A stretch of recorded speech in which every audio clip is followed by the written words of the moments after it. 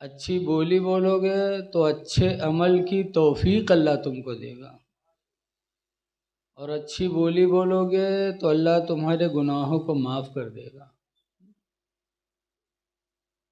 बसरा मुल्क इराक़ का एक शहर है, वहाँ एक बुज़ुर्ग गए हज़रत इब्राहीम बिन अदहम रहमतुल्लाह अलैह।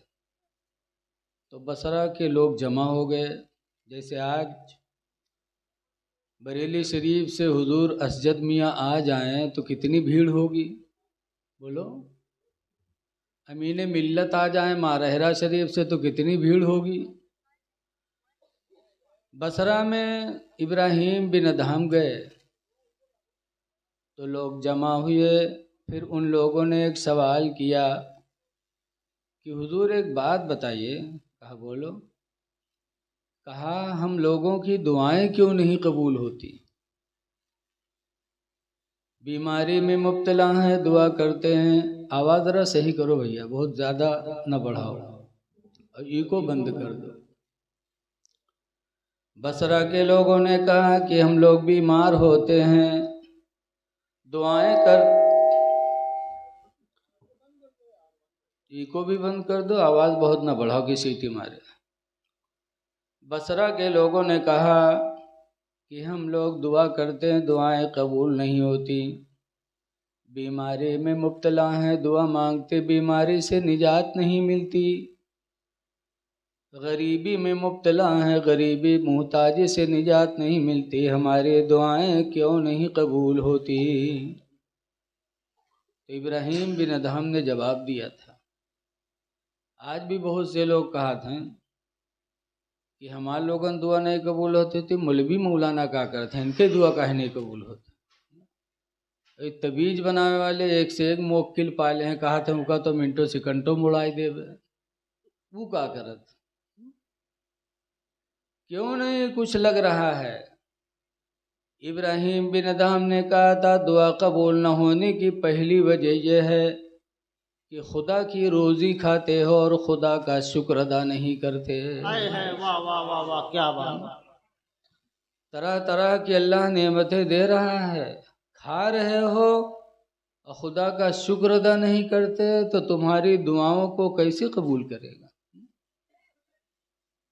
और दूसरी वजह ये बताई कि मोहब्बत रसूल का दावा करते हो और उनके सुन्नतों से दूर हो, तो दुआ कैसे कबूल हो जाए? सबका दावा है कि हम आशिक़ रसूल हैं और नबी की सुन्नतों को छोड़े बैठे हैं।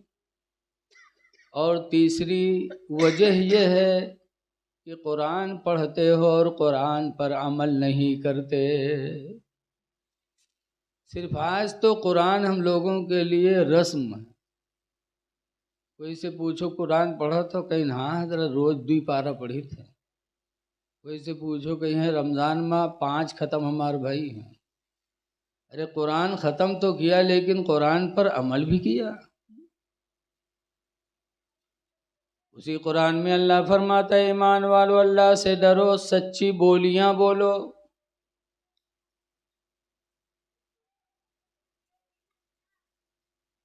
बोली इंसान को कहाँ से कहाँ पहुँचा देती है। इसी ज़बान से अच्छी बोली बोलो तो आपको इज़्ज़त मिलेगी, आपको खाना भी मिलेगा। और इसी ज़बान से वो बोली अदा कर दो जो इस्लाम ने मना किया है, तो आपको तकलीफ़ें भी मिलेंगी, आपको बेइज्जती भी होगी। हक है माशाल्लाह, हक। ज़बान संभालो। इसीलिए हदीस पाक में अल्लाह के नबी ने फरमाया मैयज़ मनोले, कौन है तुम में जो मुझे ज़मानत दे दे। सरकार फरमाते कौन मेरा उम्मती जो मुझे ज़मानत दे दे। किस चीज़ की? 2 चीज़ों की। नंबर 1 फरमाते यहफ़ज़ मा बैन लिहियैहि, उस चीज़ की हिफाजत की ज़मानत दे दे जो दोनों जबड़ों के बीच में है, यानी ज़बान।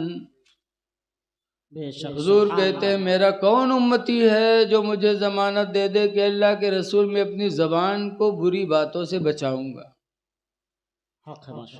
और दूसरे नंबर पर फरमाते वमा बैन रिजलैहि, और उसकी ज़मानत की और उसकी हिफाजत की ज़मानत दे दे जो दोनों टांगों के बीच में, यानी शर्मगाह, कि अपनी शर्मगाह को कौन है जो ज़मानत दे दे कि मैं ज़िना और हराम कारी से बचाऊंगा। सरकार फरमाते जो मेरा उम्मती इन दो चीज़ों की बचाने की ज़मानत दे दे, ज़बान बचा ले और अपने आप को ज़िना से बचा ले, तो सरकार फरमाते फाज़मन लहुल जन्नह, तो जन्नत की ज़मानत मैं उसको दे दूँ। आए है सुभान अल्लाह जिंदाबाद। अगर जन्नती बनना है, ज़बान बचाओ, अपनी शर्मगाह को हरामकारियों से बचा लो।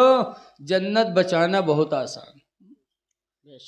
जन्नत बचाने के लिए बंदूक की ज़रूरत नहीं है, जन्नत बचाने के लिए मशीन गंज की ज़रूरत नहीं है, जन्नत बचाने के लिए दलालों को पालने की ज़रूरत नहीं है। जन्नत बचाना बड़ा आसान है। ज़बान बचा लो, शर्मगाह को बचा लो, तुम्हारी जन्नत बच जाएगी। आए है वाह वाह, बेशक हक है सुभान अल्लाह। बगदाद के बादशाह हारून रशीद थे, उनकी बीवी का नाम जुबैदा था। मियाँ बीवी में एक दिन तू मैमे हो गई। हर घर में तू मैमे होती है, चाहे वो जाहिल हो, चाहे आलिम हो, चाहे हजरत हो। बोलो हर घर में होती कि नहीं होती है? अरे बोलो यार कि सब लोग कुंवारे बैठे हुए हैं यार। हर घर में होती है। हमारे साहब बैठे वो कह रहे हैं इनसे और ज़्यादा होती है। मुझे बड़ी खुशी हुई आज देखकर। ये ज़िंदगी का पहला इत्तेफाक है कि पुलिस डिपार्ट के कोई अफसर ही हैं माशाअल्लाह, मुझे मालूम नहीं है, लेकिन आगे बैठ के बातों को सुन रहे हैं। मुझे खुशी भी हो रही है और डर भी लग रहा है कि कहीं गड़बड़ न हो जाए तो मामला गड़बड़ा जाए। हाँ।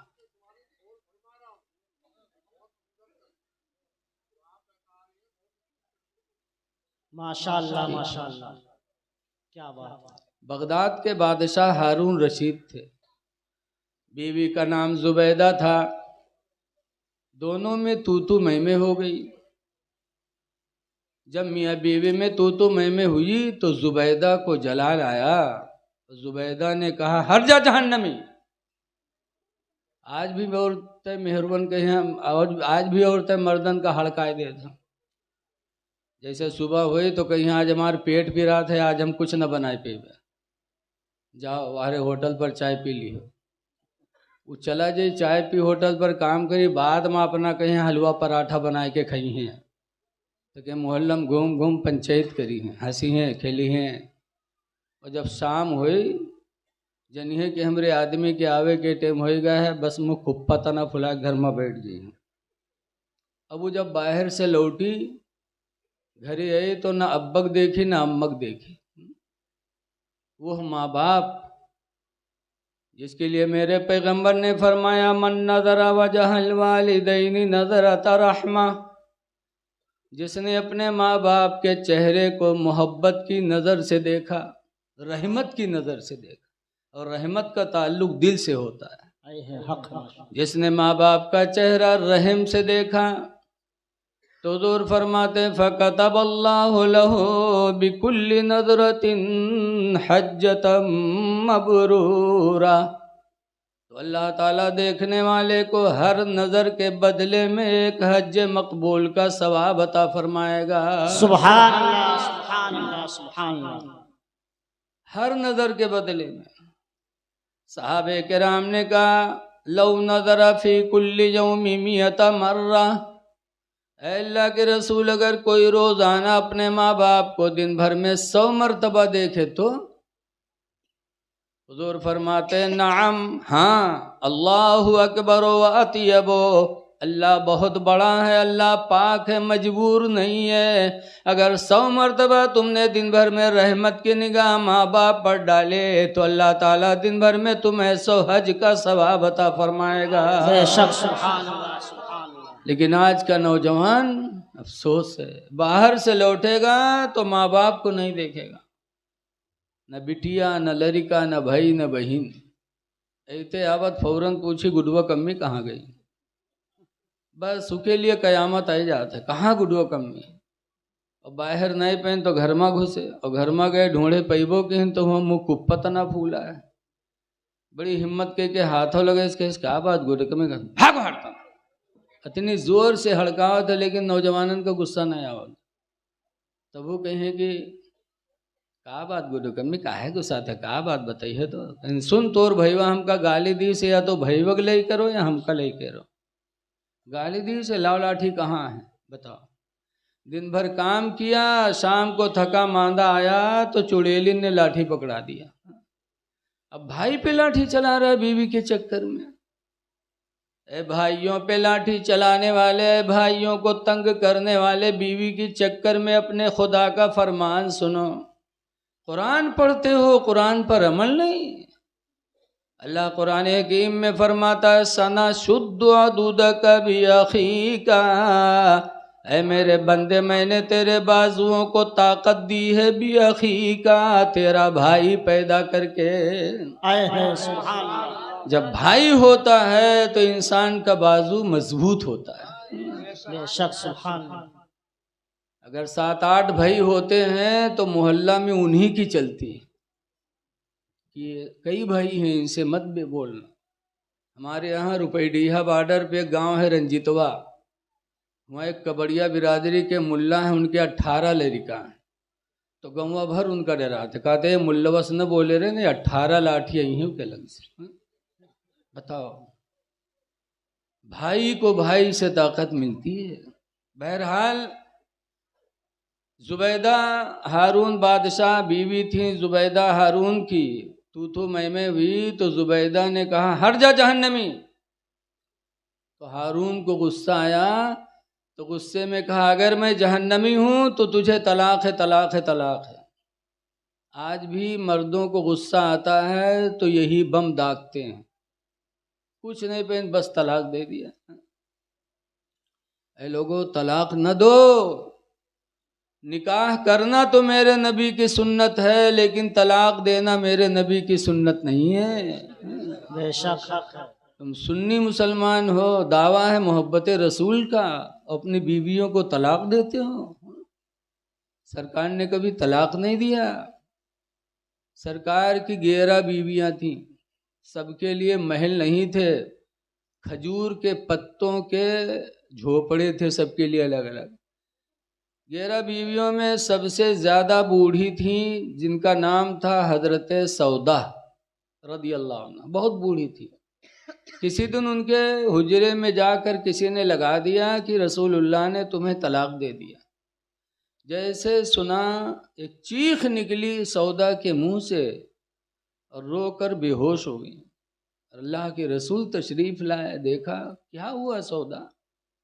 सौदा कहती है मेरे माँ बाप आप पर कुर्बान हो जाएं, कौन सी मुझसे गलती हो गई कि आपने मुझे तलाक दे दिया। तो सरकार फरमाते नहीं सौदा मैंने तो तलाक नहीं दिया। किसने कहा? मैंने तो नहीं दिया।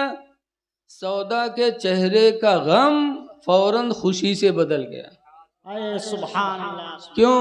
सौदा जानती थी अल्लाह के रसूल कभी झूठ नहीं बोलेंगे। बोलो आज हम तुम चाहे जब तक कसम खाई मेहरुए माना थे, हमरे देहात में मशहूर है कि तुम जरा तावा पर चूतर रख दो तो वो न मन बे, इसलिए कि वो मर्द की मक्कारी जानती हैं कि रातों दिन ही फराड करत। रसूलुल्लाह ने जब फरमाया सौदा मैंने तलाक नहीं दिया, तब सौदा को खुशी हुई। तब सरकार फरमाते हैं सौदा एक बात बताओ, तुम बूढ़ी हो गई हो और बुढ़ापे की इस हद तक पहुंच चुकी हो कि इस उम्र में किसी औरत को शौहर की ज़रूरत नहीं होती। कहाँ अल्लाह के रसूल। कहा फिर मैंने तलाक तो नहीं दिया है लेकिन अगर दे दूं तो तुम्हें इतना उलझना नहीं चाहिए, दिया नहीं है। तो सौदा कहते हैं अल्लाह के रसूल बूढ़ी हो गई हुई इस उम्र में मुझे शौहर की हाजत तो नहीं है, लेकिन खुदा का वास्ता देती हूँ आप अपने निकाह से मुझे जुदा न करिए। अपने निकाह में रखिए ताकि कल क़यामत के दिन जब मैदान महशर में मुझे रसूलुल्लाह की बीवी कह के पुकारा जाएगा तो मेरा सर फख्र से ऊंचा हो जाएगा। सुभान अल्लाह, बेशक सुभान अल्लाह। इसलिए कि नबी की बीवी होना है बहुत बड़ी बात है। हक है माशाअल्लाह।